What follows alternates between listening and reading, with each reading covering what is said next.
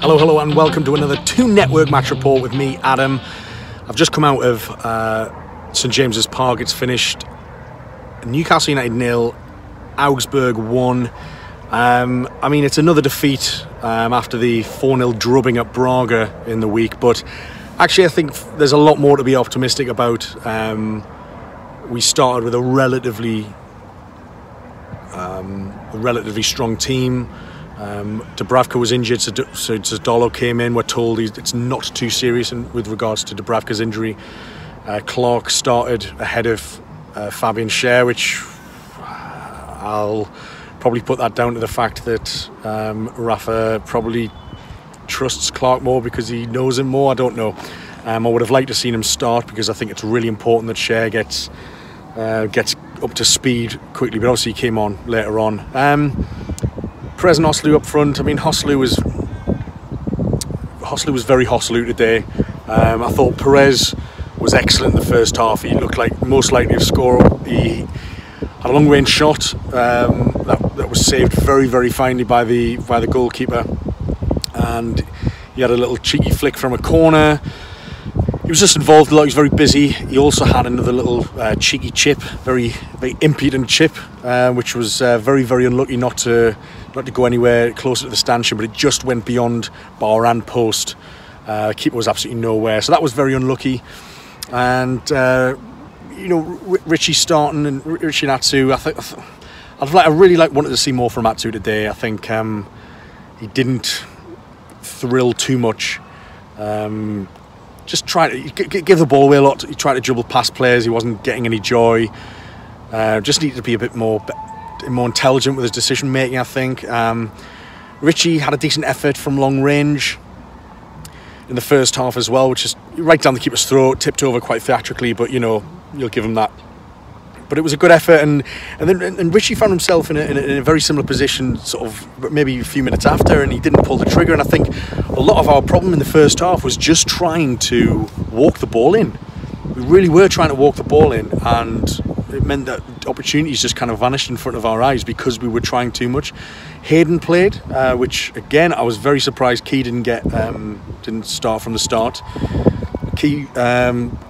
Hayden played up, alongside Diarmi. Diarmi got an injury actually about half an hour into the first half, so we did see Key for a good hour. I was very, very impressed with what I saw. The vision, the passing, the composure from Key, and I think obviously he takes set pieces as well. He's good at long shots. I think he adds an extra dimension to our midfield, which is very, very welcome. Hayden, I'd questioned his commitment beforehand. Obviously he's very unsettled. He wants to move on, but I thought he was really getting stuck in, Hayden, first half. I thought he was everywhere. He was really battling and tackling, and it's what I really wanted to see. So quite pleased with what I saw from Hayden. Again, Hoslu didn't really threaten too much in his position. I think because he lacks that pace and he lacks a bit of anticipation, he often misses opportunities just from not being in the right place. I mean, this is what Gale has, that anticipation. I'm hoping Muto does. Obviously, Gale didn't play any part today. We're told Rondon didn't play any part in the West Brom game either. It's likely that the swap deal is finally going ahead. I mean, when I was over in Porto and Gale didn't come on and Armstrong came on up front instead, at that moment I thought Gale's definitely gone. But that didn't obviously happen.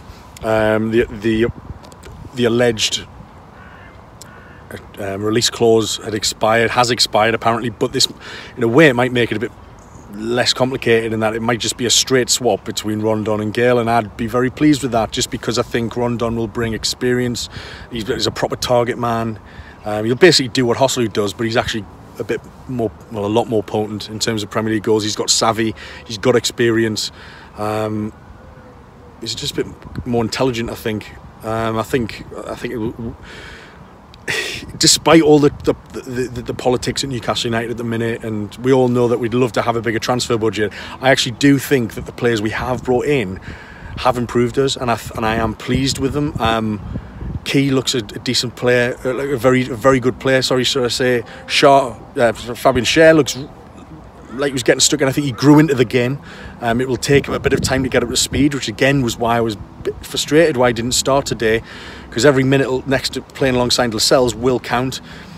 Darlow was reasonable. I mean, they didn't really threaten first half. They had a couple of clever balls through, knocked over the top, which they got in behind, but we seemed to contain them quite well. But it was the second half where they started to just cause us a lot more problems. I mean, the eventual goal, I mean, they had a couple of chances which their number 11, who reminded me of Michu of Swansea fame, he dragged wide a couple of times, but it was a very, very deep cross that we allowed them to score from. And, you know, I don't know why I haven't seen it again. I don't know why Dollar's not coming for it. I don't know how the defenders aren't dealing with that in at the back post. And it's nodded in, and Dollar can't really do much with it. But I think, without seeing it again, he needs to be commanding his area better. The defenders need to be dealing with that ball. We need to be marking at the back post better. It was maybe we shouldn't have been letting the cross get in from 30 yards deep as well. So it's disappointing, and they probably could have made it more. But then I think, you know, we brought then Kennedy on and Shelvey on, and Manquillo came on. Murphy looked really, really dangerous when he came on. He was involved in a lot of the very good things that we did in the second half. He was involved in a cross that came over, was headed onto him. He side-footed it towards the Hoslu's head. Defender instead got intercepted and headed onto his own bar. So I think it had gone through to Hoslu. Maybe he might not have been able to get a close enough shot anyway. But I was relatively pleased with his efforts, and good chemistry between Key and Shelvey, as we've been promised, as well. And they set up a Murphy shot that was parried by the goalkeeper. So Murphy looking really busy, looking really sharp. Very, very pleased with what I saw from Jacob Murphy. I'd like to see him get a lot more minutes this season. From what I saw there, very, very pleased. Just with his directness and his confidence, just to either beat a man or to take a shot, just let rip. I mean, in a game where we really struggled to just act decisively and just be more direct, have a shot sooner. Don't try and find the half a yard that you're never going to find, and the opportunity loses itself. You know, shoot without thinking. You know, that's what we were, as I said, we were trying to just walk the ball in far too much. But all in all, I think Rafa will be relatively pleased with what he saw. It was you know, there wasn't much intensity in the crowd today. It was very much a family feel, very much a training ground match in the end, you got to say. And I think you get that for these first home games of the season. You get the you don't really get that raucousness that you probably need to G on the players. So I think despite that, and maybe a lack of urgency here and there, we probably did create enough chances to score one or two, which I think Rafa will acknowledge and be pleased with.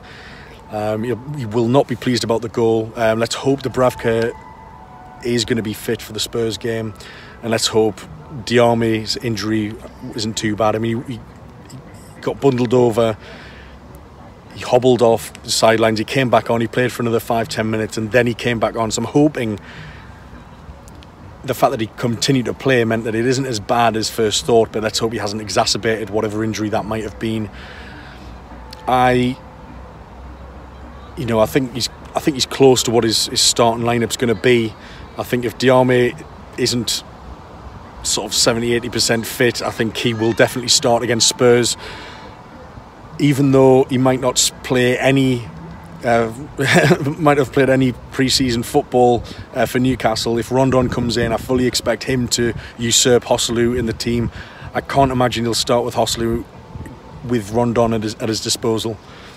I might be very wrong there. Callum Roberts came on and showed a bit of pace. He kind of came on for Perez. Perez had a really good game. Shelvey's ball playing was excellent. Key as well, his long range passing now, I'm really, really, really impressed with him. I'm very, very pleased he's in our squad. He really gives us something else. Great to see Kennedy up close in the flesh again. He looked up for it. He was taking men on. He was trying to beat them.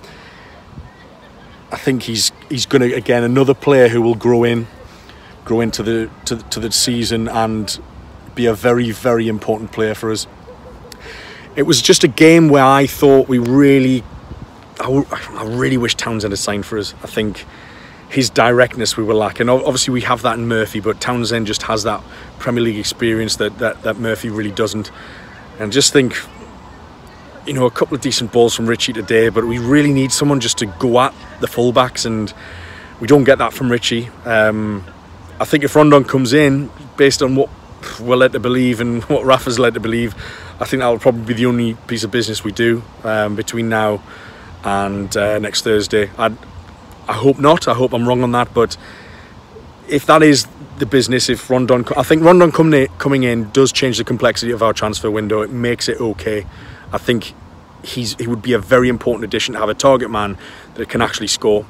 And obviously Muto to come in as well. He wasn't available today. I would have liked to see him get a run out, but Muto's a player I don't expect to be thrust into the starting lineup anytime soon. I think he'll come on for a few impact sub appearances and take it from there. I would like to see more from Atsu today, but I don't think there's any danger of him starting that first game. I think it'll be Richie and Kennedy.